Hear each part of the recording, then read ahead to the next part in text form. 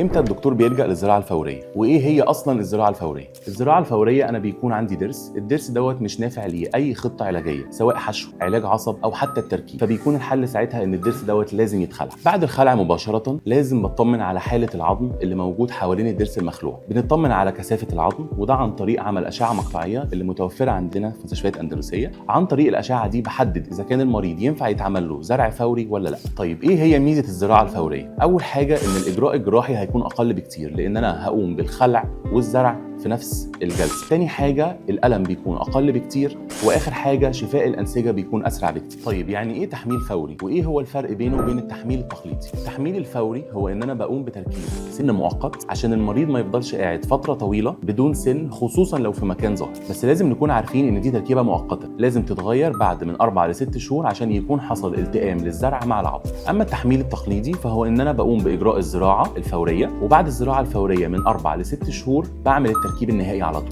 امتى انا بختار للمريض التحميل الفوري ولا التحميل التقليدي؟ دي حاجه بنحددها بعد عمل اشعه مقطعيه، عن طريقها بنحدد كثافه العظم، او لو المريض بيعاني من امراض مزمنه. عشان كده ضروري استشاره طبيب الاسنان عشان نقدر نحدد الاجراء المناسب لحد. ما تترددش في زيارتنا في عيادات اندلسيه.